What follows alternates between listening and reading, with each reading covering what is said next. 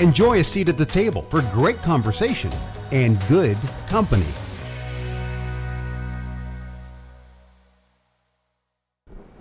Welcome to And Good Company. I'm Sarah Fiedelholtz. We all know a great dinner party isn't really about the food.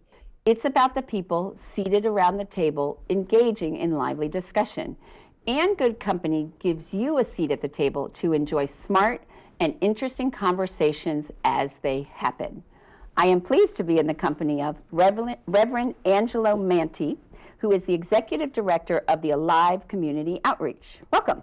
Hello, thanks for having me. So what I want to talk about to start with, with Alive Community Outreach, is what exactly happened on September 13th, 2016, that really set you on a path to return to Fort Wayne and on this path of the Alive Community Outreach and Peacemaker Academy? Well, I'm from Fort Wayne, born and raised, was down in Atlanta for 8 years, went to school down there, was really enjoying my career and ministry down there. We were planting roots. We went down with one child, had 3 more while we were there, fell in love with it. And one morning, that morning on September 13th, I was getting ready to go to the gym, our local YMCA, and I got this text message. It was 6 in the morning. I don't normally get text messages at 6 in the morning, and it was from a friend who was a college buddy of mine, and he asked me, he said, "Isn't your cousin's name Nick Powers?" And my heart just sunk at that moment. I knew this couldn't be good, getting a text like this at 6 o'clock in the morning, and I knew that my cousin, Nick, had some challenges. He had been in and out of prison and was struggling to reorient back into society, and I knew this wasn't good. And so I ended up contacted family and found out that he was shot and killed. He was murdered. It was a triple shooting down at a bar just right down the street from where we are right now on Wayne Street. And it was one of those things that, I had some friends from high school that I was close with that were killed when I was in college, and that hit me, but never anything like this, a family member like this. He was like a little brother to me growing up. And so I came back to Fort Wayne to attend the funeral, and the pastor that was supposed to do the funeral ended up backing out last minute, and I officiated the funeral last minute. And one of the hardest things easily that I've ever had to do, but I had to disconnect in a sense from the fact that this is my blood, because I had a task that I had to do. But even that day, as I stood in the funeral home, I knew that it's time to come home. And I didn't know what that meant. I just felt like we had already been following the violence that year. That was, to this day, 2016, that was the record for homicides in the city. And we had been following that already from afar.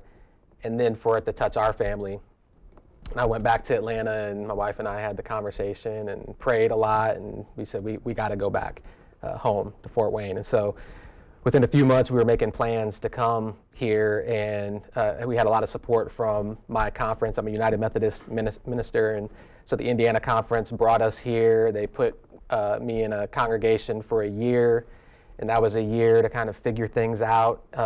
What are we going to do here? It didn't feel like my call to come back here was just to be a pastor in the traditional sense. But there's something else. And so it was a year of discernment. We got to know a lot of families who've been affected by homicide, getting to know their stories, really getting a better understanding of the impact and the ripple effects from each homicide, and especially how many kids fall through the cracks and aren't even, there are a lot of great services in the community that already exist, but how many children were falling through the cracks and not receiving those services for one reason or another, a lot of barriers. And so it was during that year that this vision for Alive started to take shape, and really around initially supporting families who'd been affected by homicide. And so we started support groups. We started to take kids to places like Aaron's house, connecting families with different resources and counseling, and started to raise some funds to provide some limited financial assistance where that didn't already exist in the community. And so that's where we started, but then we said, okay, this is something that we feel that we're called to do, to support families and to try to, not just for a short period of time in the aftermath of a homicide, but really be there as a long-term support network for them. We're called to do this, but how can we work toward, or what can we do to work toward a community where there are less families to care for like this in the first place? And so that's where the whole nonviolence piece came in. I'm very passionate about nonviolence. Had a lot of interaction in my own education with nonviolence down south in Atlanta. And then I went down to Selma, Alabama just a couple of years ago and went through this intensive training down there and saw the impact that nonviolence is having in their community. And so we said, this is something we really want to bring back back home to Fort Wayne. And so Peacemaker Academy came a little bit later. Right. And the truth of the we is that you work with your wife. Yes. Right. So and her name is Marie. Marie. So we got to give credit that that's the truth, that behind every great good man is a great woman. So but you're really working together. There is the we of that. Oh yeah, yeah. So, I mean, and even in the decision to come back home, and that's a whole other story. I mean, we came back. We didn't have a job lined up initially in Fort Wayne, and so we told the agency that I worked for a children's home in Georgia as a campus minister. We had to tell them that we were leaving before we had something lined up here. And we didn't have a home to move into, so our family of 6 and our German Shepherd, moved in with my brother and his wife here. And so there was a lot of that. So it was definitely a big leap of faith that our whole family and our children, I think, deserve a lot of credit as well in this whole process. So you talk about the idea of sort of looking at where this idea of nonviolence is the idea of how violence steals, kills, and destroys a community. Yes. And this cycle of injustice. So can you talk to me about that and what is that cycle, and tell me what happens? Like, give me the ripple effect of for a homicide, how that affects the family and then the community. Well, one of the insights that came to me, that just dawned on me when I was at the funeral, my cousin's funeral, was that I looked out from the pulpit and there were all these young kids, 4 years old, 5 years old, 6 years old, that have been to as many homicide funerals already in their lives. My cousin had a couple of people just within his close, circle of friends who were killed that same year. And so when you're 5 years old and 6 years old and you've been to 5, 6 murder funerals, and every year there's somebody that you're connected to, that your family's connected to, it starts to create a really bleak vision of the future, for you and for your community. And so, and I've worked with some families that, had the mentality that, the stigma in terms of mental health and trauma, and, have you thought about counseling, for your child? And, my baby's okay, they don't need that. Right. And so there's that to overcome. And so you have these traumatic losses that end up getting bottled up, and eventually come out in some ways. And sometimes that repeats itself as violence, sometimes, and not just violence in the sense of toward others, but even internally, right? And how people cope and deal with those kind of losses. And so the cycle repeats itself in a lot of different ways. But I think just the ongoing trauma of not just the personal losses, but within the community, it has this effect of, every time that there's a loss like that, there's some triggers that come along with that. Every time there's gunshots, we hear gunshots in our neighborhood, and there are times when I hear a gunshot and then I immediately think of my cousin, Right. No, well, they found that, I mean, it's these kids especially, it's post-traumatic stress disorder. I mean, but it's not just, when you have to look at violence, it's not just, and this is probably why you moved away just from homicide, because they see violence. I mean, there's domestic violence, and there's, you know, misogyny, and there's child abuse, and, you know, the lack of respect that parents have for their children, and, you know, all of these types of violences. So it's not, I mean, obviously, the ultimate would be, you know, a gun, somebody, you know, but somebody could lose their life, you know, with a baseball bat. I mean, so you have to look at all of these types of violences, and there is a lot. I mean, and it has been proven that the recidivism of families, of somebody who grew up in you know, because you sort of foster what you grew up with. So if they, you know, if that's how they learned how men treat women, or, you know, that it's acceptable to not do things, then that's how they're going to be. So there is that repeating of this cycle that also has to be broken. Yeah, and I think it's a real sensitive topic, because when you're working with children, young children, there is data that shows that unresolved trauma, particularly due to or related to violence, whether it was violence that was done to them or witnessed, or that they were affected by losing somebody, there's data that shows that those children are at greater risk someday or at some point of becoming offenders.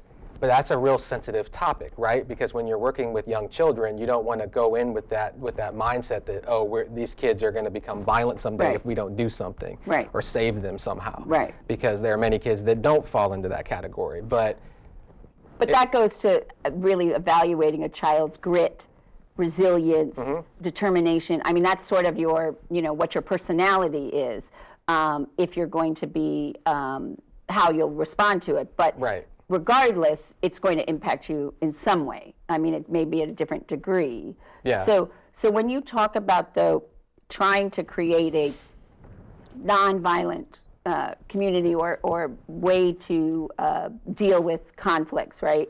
But part of the problem is that it's also within, you have to start with, like you talk about, you know, the education. But if you live in a community where the educational system is against you from the beginning and doesn't get the same quality, or you don't have the same resources, or you don't have the same opportunities, or, you know, and then, you know, it's like such a big task to create this, because there's so many problems that you have to look at before you can even deal with with the violence itself, because you have to look at what was the cause of the violence and where did that come from, right? Right. So, I mean, I don't know, how do you even start with this? Like, because it just seems to me so monumental. Right. So you obviously picked that you were going to start with creating a program for high school kids, right? With the Peacemaker. So that's where you decided you were going to start. Is that true? This is true. Okay. Yeah. So with Peacemaker Academy. Right. So we're doing other work, because with Alive, you do youth violence intervention, and you do community education, and you do co-victim care. The intervention hasn't. That'll be next year. Okay. But yeah, the nonviolence training in the community, it extends beyond Peacemaker Academy, and then the victim care. So Peacemaker Academy came out of sort of your looking at how to curtail the problem of violence happening, right? Yes. Okay. Yes. So you decided. So really, Alive has only been. So you really only been. How old is Alive? Only like. So 2019, we had a grant from the Indiana Conference, the United Methodist Church. We were under the umbrella of the conference for that 1 year to get our ducks in a row and figure out what are we going to do. We became our own nonprofit on January 1st. 2020, which is a great year to start a nonprofit, by the way. Right. So, in case you didn't know. Right. So, so really, we're talking really less than a year. Yeah. So you decided to sort of say, okay, we're going to create this Peacemakers Academy, and we're going to deal with high school. So tell me the thought process and how it came about. So in 2019, we after I went to Selma, Alabama. and went through that training down there, I got connected to this whole network of people doing nonviolence work, not just nationally, but internationally. Right. And there was one group that really intrigued me out of Chicago. And I kept hearing different people talk about this and say, you need to talk to them. And so it's a nonprofit called the Addie Wyatt Center. And they do nonviolence training, working with high school kids. And we started to learn the story of how they started. So there was a teacher at a school called North Lawndale College Prep, and she had been doing some nonviolence work. I think it was a club that she had, and but then the school, the administration, eventually bought into this. They saw this great stuff that was happening with this siloed group of students, and then it grew from there, and they made some really radical decisions. So it's an area that has a lot of issues with violence. Right, because it's really, I mean, Lawndale is one of the second worst areas on Chicago. Oh, you lived in Chicago. I lived in okay, Chicago. so yeah. So it's the second worst area of on the south side of Chicago. So are you familiar with the school? Yeah. So they made some really radical choices. It's not that big of a school, but they had, I think they had 10 officers work in the school. They had metal detectors. All of this amounted to about $500,000 a year. Right. They got rid of all of it. They got rid of the officers. They got rid of and the officers there was, in Fort Wayne, it's a little bit more, a different model here. There was to police the students. No, it was to police the schools. Metal detectors, got rid of all of that. Created a completely different culture and where peace was the expectation. My favorite thing that they do is they have celebrations at 30 days, 60 days, 90 days, 120 days, and then if you make it to 150 without a physical altercation, they shut the block down. But it's based on the whole school. Based on the whole school. So it's also getting other people, like, because if you're at day 148 and you see something you're about to go going to be like, don't you dare, because we're going to get right. So it becomes, but what was it that they did? Tell me what was it that the school... There were a number of things that they did. So they did that. They ended up bringing on somebody that's their full-time job, to build a culture of peace in the school. Right. Nonviolent education became the accepted. Right. But they set the standard. They set the bar high. Yes, absolutely. They set the bar high. They let them know, you're coming in. If you're coming in and we're greeting you with metal detectors, what that communicates is we expect you to have a weapon with you. Exactly. Right? A weapon on you. And so we're not going to do that. We're going to have staff giving kids high fives. Hey, glad you're here. Right. You know, and so they have that type of energy. Right. It's the fundamental of, like, when I taught. Okay, I always used to say to the students, everyone gets an A. Everyone has an A in this class right now. My job is to help you keep that A. That's a very different approach than you have to earn an A. Yeah. Because you start with the idea, you've all got the A. Right. So you just got to do the work so you can keep it. And so then you don't have to earn my respect and trust. And so it switches the mentality of what the expectation is, and then what is your job. I like that. See, so it really does flip the switch for the kids, because they don't have to feel like, oh, I'm going to fail. Like, I don't know you. Everybody has an A.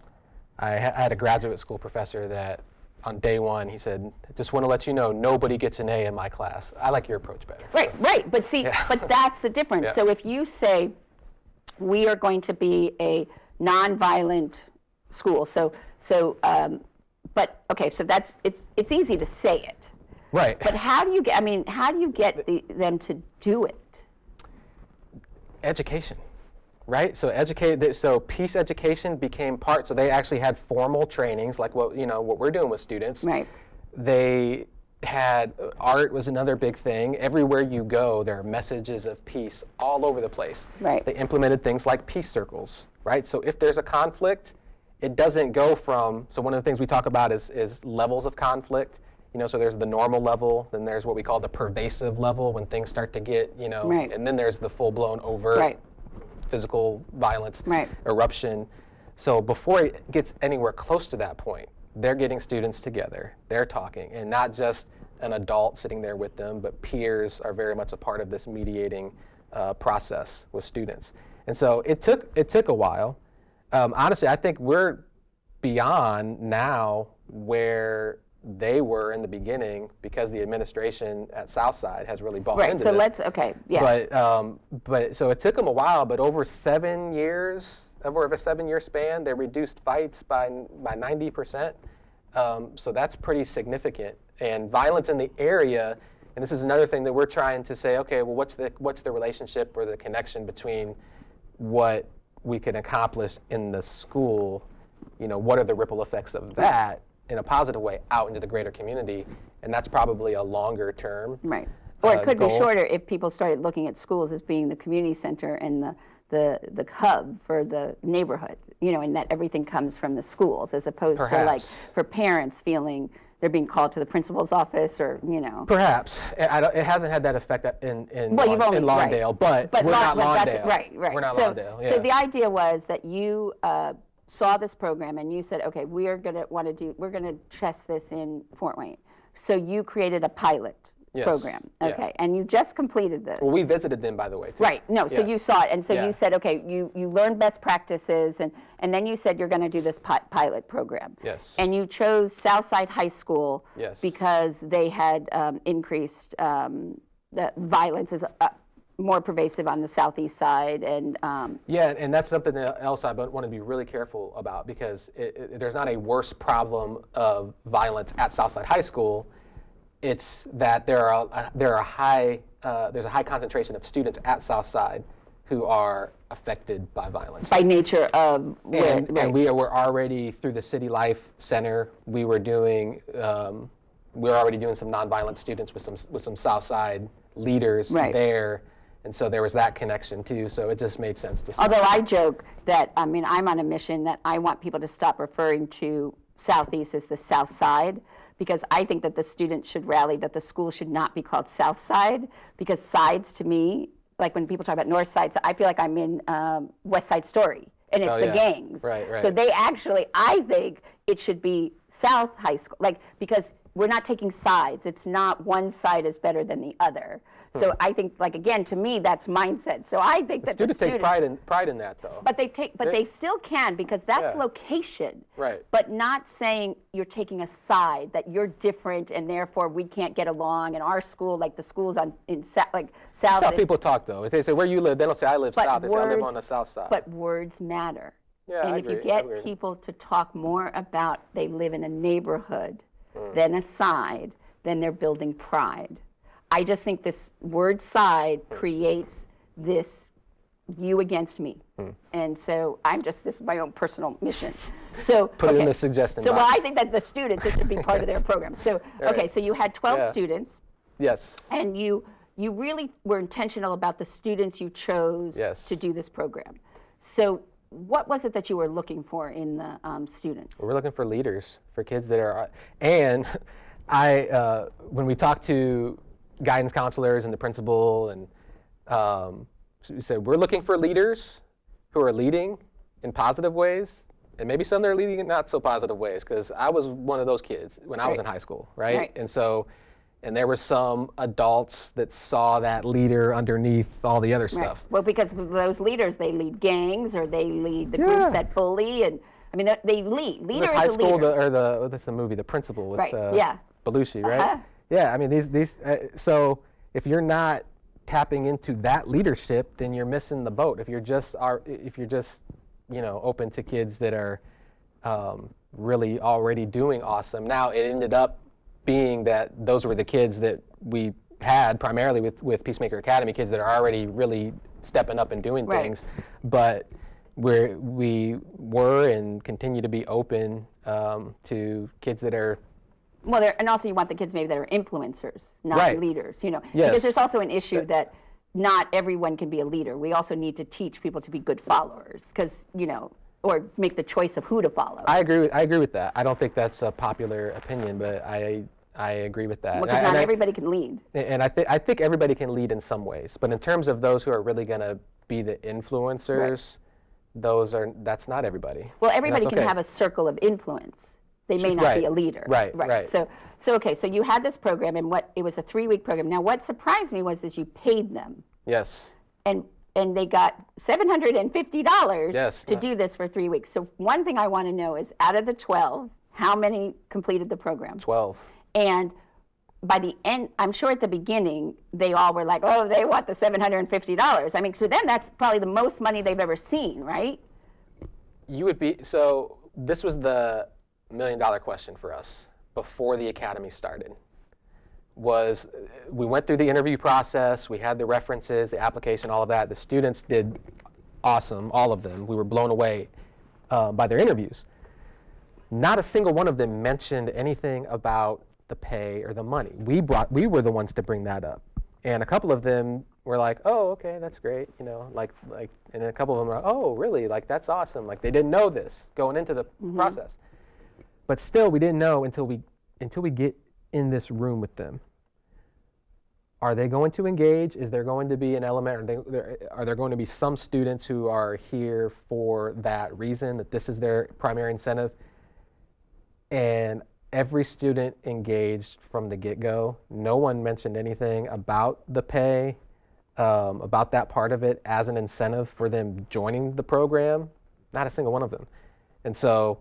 so going forward, do you think you're going to continue that aspect of it, though? Yeah, I do. Because that we talked about this a lot, and this is one thing that we did get from the Addie Wyatt Center, that they pay students to be a part of their summer institute, is what they call it. If we want leaders, a lot of times these kids are the ones who have a lot of initiative. They're going out and they're working summer jobs. They're doing things in the summer. They're staying busy, right? So, or they have to work during the summer, so they can't take advantage of doing these types of programs. So if there's a way for us to continue to do that, to be able to add that incentive to say, you don't have to choose this program that's not going to pay you anything, but love and knowledge, valuable love and knowledge, right? Right. But, Walmart or McDonald's, they're giving you something tangible in your hand that you can do whatever you need to do with. So I think that's definitely something that we want to continue to do. So over this 3 weeks, they sort of learned the framework of peacemaking and nonviolence, and then they had to do a project, right? So what was the group project that they came up with? So the first week we go through the curriculum, we teach them the framework. That was always really clear. We had a really clear plan for that first week. And then it was like, let's see how this goes. The second week, we had a lot of speakers come in, and we started to zoom in at the local context of Fort Wayne and issues of violence and root issues, and then started to zoom in a little bit further into Southside. And that was really fun because students, they got to think through what the weaknesses are, issues of violence, at their school. And when we talk about violence, we're talking about it broadly. Right. So not just fights, but what are it could be bullying or being picked on. Bullying, sexual harassment. I mean, you name it. There are lots of issues that they filled up a whole huge piece of paper with these issues, multiple pieces of paper. But then you take these things together and you start to dream, and each student did this individually. 10 years from now, what do you want this school to look like? What do you want your impact to be on this school? What does the ideal Southside high school look like? And then we came together and started to think through this, and they created this dream for 10 years from now. So now the question is, where do we start? And there were a number of project ideas that the students had, but as we talked through all these different ideas with them, we said, we really have to, and the students felt this way too, we have to build our foundation for who we are, and to, rather than just working on one isolated project, we have to figure out, how to form a team or a committee or a board that can grow and can make it sustainable. And and give birth to many projects. And so we're meeting with them in a couple more weeks to talk through that, but it sounds like creating a board or committee of some kind is where they're at right now, and trying to figure out how to get what they're learning to the teachers, to the administrators. And actually today, and this is an example of the administration buying in, so Principal Swinford, he's showing, there was a video, I don't know if you saw that, one of our students, she's a sophomore, created this awesome video, and he's showing that to the whole staff today in their staff meeting. And so how do we bring in some more teachers? And but you also got a very significant buy-in from the superintendent of Fort Wayne Community Schools. Yeah. So tell me about that.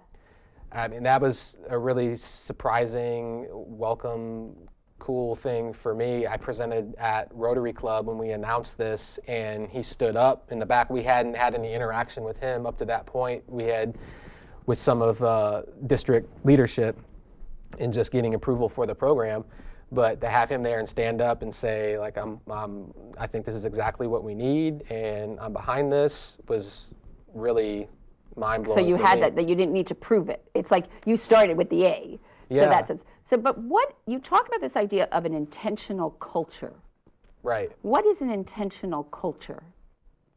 In general? Well, in the sense for like these students, like in the work that you're doing in Peacemaker Academy. Because it sounds like to me what these students were saying to you is that they need to create the intent of what the purpose of what they're doing for their school. Yeah. And they need to create that culture, and then you can have programs and initiatives that enhance or are outcomes of that culture. But if you don't have the culture, it won't make sense.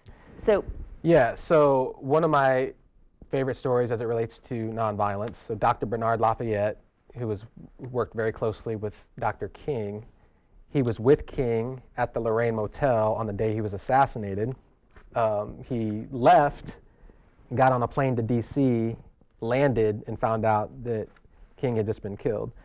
And the last thing that Dr. King said to Lafayette, he wasn't a doctor at that time, he said, now Bernard, the next phase of the movement, we're going to really focus on internationalizing and institutionalizing nonviolence. And so this, and, you know, Bernard was like, okay, that's great. You know, I got to go catch my plane. You know, we'll see you later. And he never did, of course. But this idea of institutionalizing nonviolence. How do you go from a club that's impacting 12 kids to this is part of our DNA. This is part of our culture. This is how we think about, not just how we go about these trainings, but this is how we think about discipline. This is how we think about everything that we do. Right. And so that's the goal. Okay. Right. Just so like with North Lawndale, how do you go from this teacher and this club to the whole school rallying around this idea of not just reducing violence, because I think that's an issue that we often talk about violence in that context of just reducing violence. So nonviolence is, it goes beyond just... It's not violent. So in our training, we actually make a distinction between non-violence and non-violence, all one word. Okay. So non-violence being just the negation of violence. Right. You know, if I go outside and somebody's getting beat down and I walk by, I'm being non-violent because I'm not doing any violence. Well, that's the difference between being bystanders and upstanders. Yes. Yeah. Absolutely. Yeah, I mean, that's the same thing. And you want people to do the right thing even if it's hard. Right. But partly, so when you talk about the nonviolence, right? Yes. And you talk about the skills and the philosophy that it's based on, right? Is this holistic view of conflict and how you sort of approach and analyze conflict, and then how you sort of integrate into resolving conflict. But part of my whole feeling is that is there an increase in violence in some ways because we're not giving people the skills to be able to do what is required to be nonviolent? Like, we don't teach people to debate. Debate is based on fact, reason, and presenting an argument. You're not, it's not emotion, you're not trying to change someone's mind, okay? Yeah. You're presenting your side of an issue. We don't teach how to critically reason or to think. So how do you put yourself in someone else's shoes? How do you understand where they're coming from? We don't talk about how to separate out emotion. we don't talk about, especially like if you look at the polarization in this country, has never been greater, and the rise of hatred and anti-Semitism. It's to these extremes because I think people don't have the tools or skills to convey or express how they feel, or not feel but think, and therefore it escalates, because then it just becomes a shouting match. Like I always say, like if you're in an argument, like if someone any situation I'm in and someone's upset, right, with something, so really the first thing I'll say to them is, tell me what I can do to make this better, right? So then most of the time they'll just stop, because what they really wanted, they just wanted you to hear that they didn't like how this server treated them, and they really don't want you to do anything. They just want acknowledgement. So sometimes if you just sort of ask the question, like, I understand you're upset and I agree with you, this was not, like you hear them, you acknowledge them, and just say, what can I do to make it better? But we don't teach people how to do that.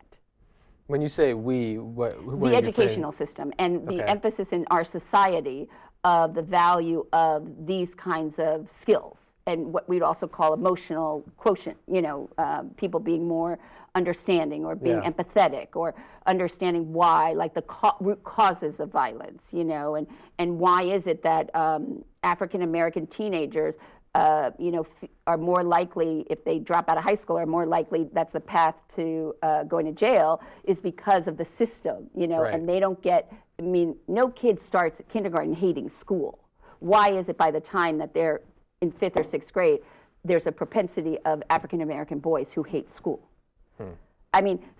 I just wonder, when you look at talking about these programs, but when you say, part of it is you have to look at the root causes, right? Right. So don't you think we have to take like 5 steps back to sort of figure this out?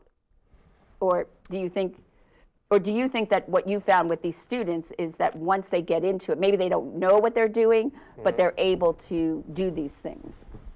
I don't think it is this linear thing to where we have to do X, Y, and Z, and then we get to this. There are lots of complicated, so in an ideal world, our education system would be, we wouldn't need nonviolence education, right? It would be infused and incorporated into, and students would have the skills everywhere, to be able to analyze conflict at the root, whether we're talking about interpersonal conflicts that are happening in the schools, or larger social conflicts with the police and the black community and these larger, political issues that King was organizing around, obviously, by the way. So, but I think that at the same time, nonviolence and the type of programming that we're doing has had a profound impact in areas that don't have strong educational systems, even in prisons. With people that, so I have a friend named Kazu who's doing work out in Oakland, California, and that's mostly what he does. He works in prison, and a lot of the men that he's working with are not highly educated, but they're able to see these big reductions in violence. And the prisoners, they take on these ideas and these concepts, and then they go and they train others.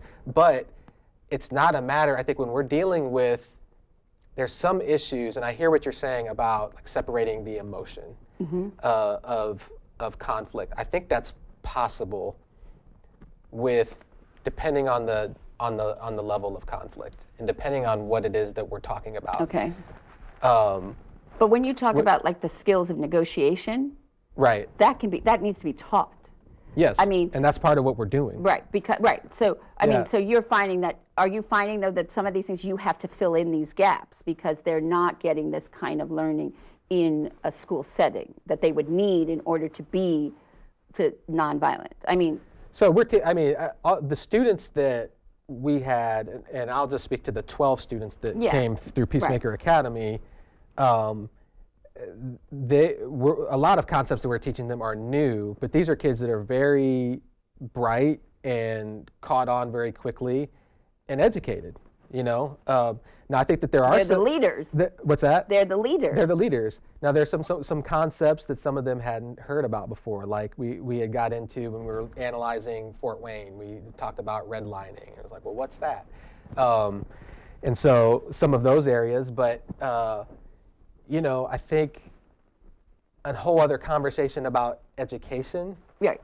That is a whole other conversation, and even, you know, well, what is the totality of education, right? Or the purpose of it. Or the purpose of it, and is the only education setting that we talk about in those contexts the formal education? Because the whole community, all of community life is ultimately part of education.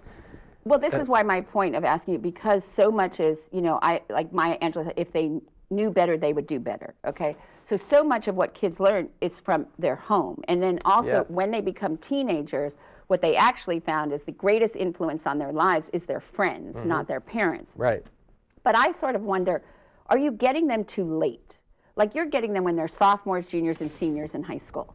Yeah. And do you need to get them when they are in second grade, or even in nursery school, where it's like, you know, when I was a nursery school teacher, so if a child would grab a truck from another child, okay, children at that age think that everybody can read their mind. So if you had a truck and I just took it, I won't think there's anything wrong with it, because I would know that you understood that I was thinking I want the truck, and you would read that, and so I could take the truck. So partly what you have to do as a teacher is say, no, you don't know that I want the truck, and so I have to use my words to say to you, Angela, could I have that truck that you're not playing with anymore? So from that age, you have to teach them how to use their words and negotiate, and you know, and then as they get older, that's why when kids are about, you probably experience this with your own kids, when they're about 7, and you ask them what they did at school today, so they say nothing. You say, what do you have? Nothing. Because what they've learned is that is the point when they go that if they don't tell you, you don't know. Until then, they think that you can read their mind. So they think, you know, you're omnipotent. And then they realize, oh, wait a minute, if I don't tell my dad, he won't know. And so partly though, but it starts at that age. So I'm just wondering if you think that, and because trauma and everything from when they, are you starting too late? Or is the hope that you start at high school, but eventually you'll work down? I mean, that's a good question, and I think the answer to the question is probably yes. I mean, I totally hear what you're saying. And then also, I think you need to educate the parents, because a lot of violence is just the emotional abuse of how, you know, and if a parent keeps telling you that you're worthless and you're not good and you're stupid, what are you going to start to believe? Well, and I go back to how North Lawndale has kind of expanded what they're doing. So they were contacted by some middle schools, said, hey, could your students come and train our students? Because going back to the whole peer piece, you know, and you know, with teenagers, the greatest influence is their one friends. another. But like for a 10-year-old, 11-year-old, 12-year-old to have a 14-year-old or 15-year-old come and teach them nonviolence instead of this guy, like I think that's a lot more impactful. So I think that this is just the starting point. But if this is all we did, then it wouldn't be enough. But the other part of it is we're teaching this sort of this conflict reconciliation at the interpersonal level, which I think works really well with all age groups where we can do that. The other piece of this, though, which is our hope, is that these tools, these skills, this whole philosophy, which was birthed out of this social movement, right? The civil rights. That students Southside becomes this training ground. The hub where they can take these skills that they're learning, and then after they graduate, they can start to address these root issues. Dr. King talked about the 3 evils of poverty, racism, and militarism. Well, maybe these students, this next generation, if we just give them the skills and the tools, maybe they'll be the ones to come up with some solutions to some of the deeper issues that affects violence on a wider scale. So based on the this pilot program, and now I know you've done the deep dive, evaluate what worked, didn't work, and you're sort of evaluating what's next. So is what's next, is it like, you have to keep going within the school. Like, you can't just leave them to their own devices, right? So you have to figure out, okay, how do we keep alongside these kids at Southside to continue the program? And then you also have to figure out, how do you roll this out? So what have you sort of decided? But first I want to ask you, what's the things you learned about this program that really, besides like the money thing, was a big surprise. What was another thing that you learned or that didn't work that you're going to change? Or we learned a whole lot of things. So I think the degree to which it caught on, as quickly as it caught on, there were even questions as to whether or not we would be able to do this year. You know, we had conversations with the administration, and this has been a hard couple of years to get students engaged with a lot of things. This is just, you know, and so it's like, well, is this the best year to try to do something like this as a pilot, or should we wait until next year? The students that started to, as applications started to pour in, and we had conversations with students, and that were really deep conversations, even in the interviews, just how hungry students are for this, how much they want to make a difference right now. And that's something that we talk a lot about. Like, adults are always telling kids, you're the future, you're the future. We're saying, yeah, you're the future, but you're the present. Right, but we need to empower them. Yes. We need to give them the ability to, like, you know, if there is a conflict, like you talked about peace circles, or like give them sort of to be able to set up a document. Like, I had a sign at school, you know, an honor code, and everybody signed it. And so that wasn't only what I would do myself, but my responsibility to my classmates. But it came from us. We wrote it, you know, and what we would do. And so I think that's coming from the students, right? Those kinds of things. Yes, and this, I mean, they were so, even, so we didn't have academy on Fridays, so they had 3-day weekends, so Friday, Saturday, Sunday, and they would come in Monday and talking about how they practice nonviolence, you know, at home, and how and one of the mothers came up to me at the celebration and said, like, now this makes more sense to me, because, like, she had talked about some conflict that was about to emerge between her and her daughter, but her daughter was like acting weird and like different than normal and like handling it differently. She's like, now this makes sense. There was almost an altercation with a couple of our students on one of the days, and we did this peace circle process with them. So they got to really see it in action. It wasn't just the ivory tower of talking about this is all good. No. This became very real at this moment for these two students, and they were able to internalize what they had been learning, and they were like best friends for the rest of this academy. And so, like, to see this go from this sort of academic exercise of teaching these concepts was powerful. The degree to which students opened up in our larger peace circles that we have, where we would go around and we would ask these really deep personal questions. And first couple days, some students are like, I'm good, I'll pass. But then as they got more comfortable, and as people became more and more vulnerable, including the facilitators, it created this really powerful space that we had high expectations for the whole thing, but there were a lot of, like, you know, when you're doing a pilot, you know, how's this going to go? I think that above all, we were surprised by how much went well and how much that we're not going to change. Now, next year, I think, in terms of what we might change, I think the second week and the third week, we might have a little bit more structure there, because we really wanted to put the power into the students' hands to be able to start to think about, you know, what the project that they wanted to take on.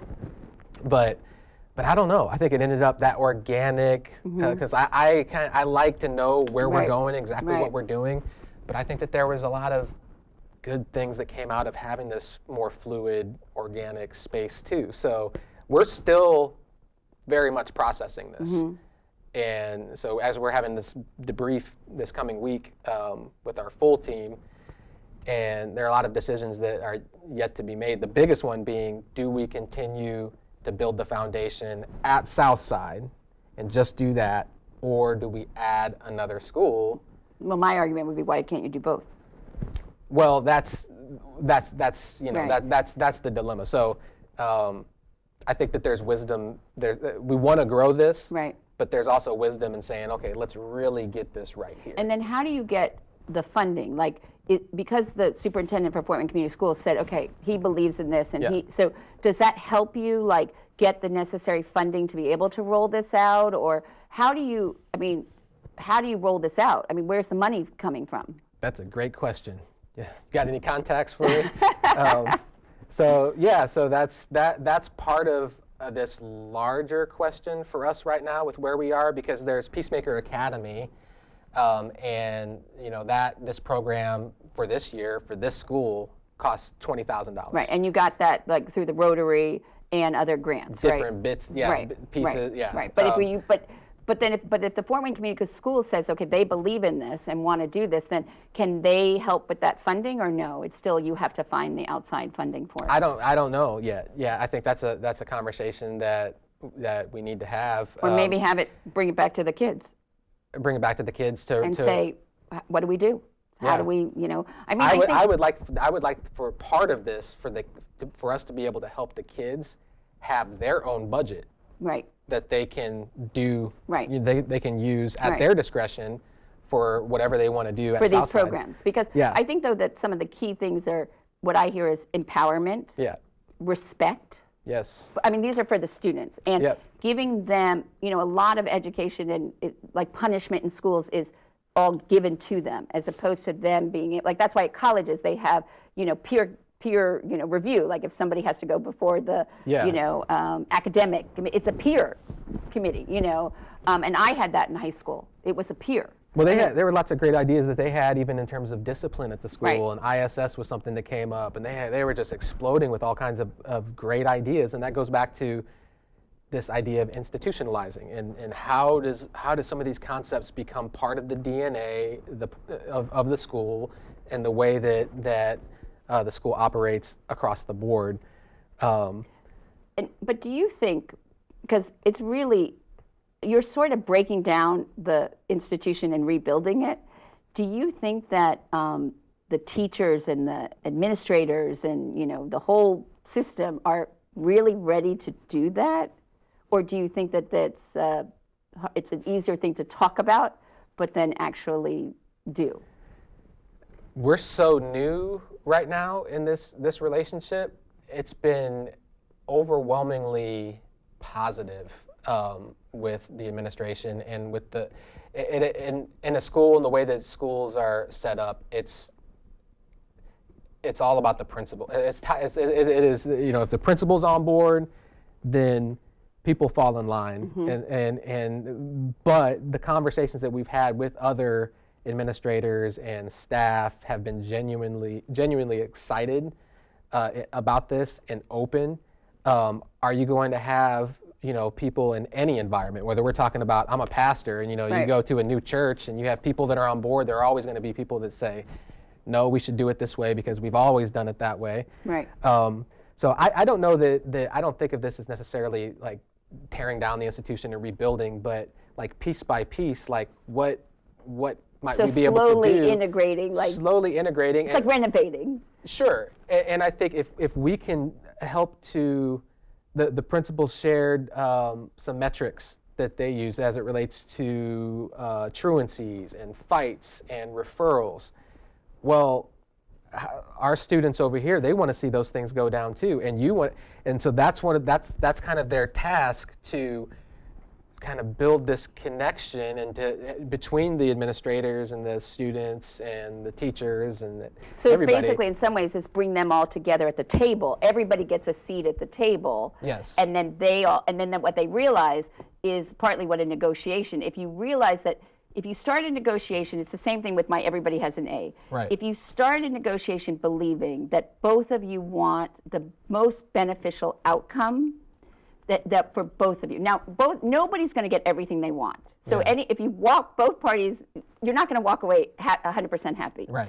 Okay, but if you start that you come to the table with a good intent, Yes. and you can trust the process, your ability to negotiate is very different. And it's the same, like if you come to the table with trust with for these students and what they're trying to do, and that you really are on the same side, then the negotiation will be very different.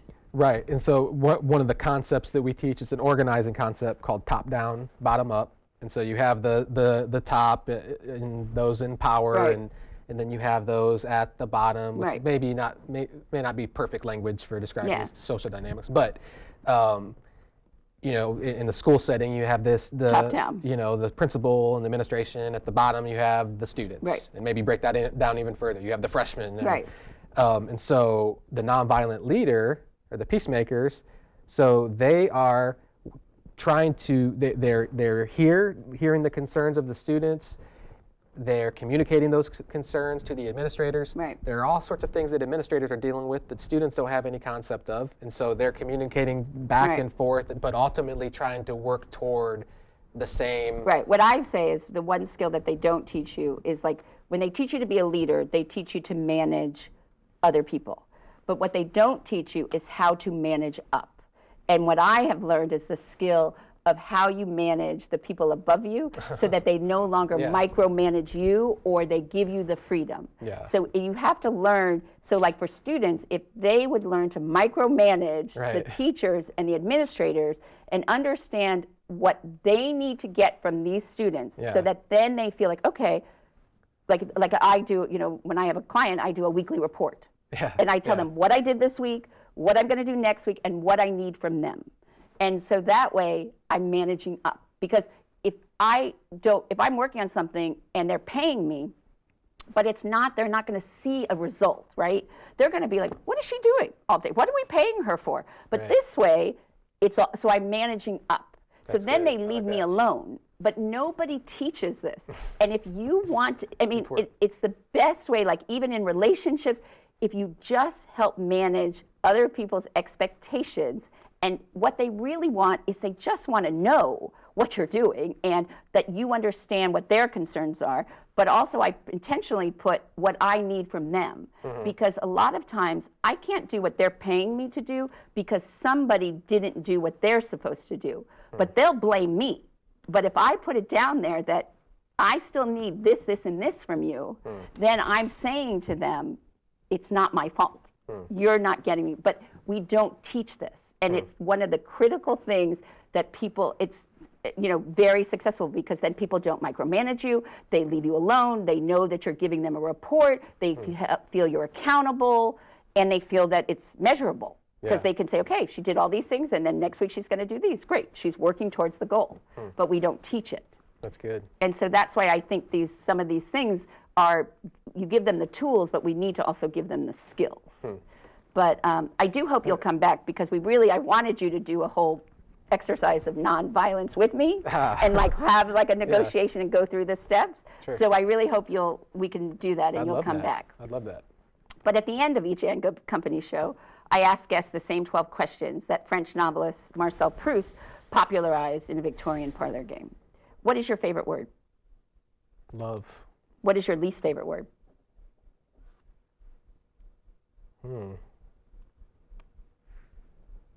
Hate.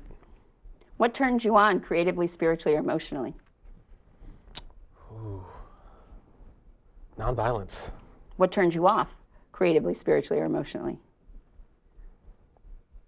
Inauthenticity. What sound or noise do you love? My children laughing. What sound or noise do you hate? My children shrieking. What profession other than your own would you like to attempt? Ooh, videography. What profession would you not like to do? Police officer. What do you consider your greatest achievement? My family. Who, living or dead, would you most like to have a conversation with? Jesus. How would you like to die? Whew. In my home, in my sleep with family around me. And if heaven exists, what would you like to hear God say when you arrive at the pearly gates? Welcome, come on in. Well, you're welcome to come back anytime. And I Thank really you. do. I want you to come, and I want us to do a specific exercise of going through the steps That'd be of fun. That'd be great. nonviolence. So that That'd will be be great. great. So we will set a date for that. Sounds good. And you can learn more about And Good Company and all the other interesting conversations we have had at andgoodcompany.info. And we look forward to next week when you can again enjoy a seat at the table for great conversation and good company.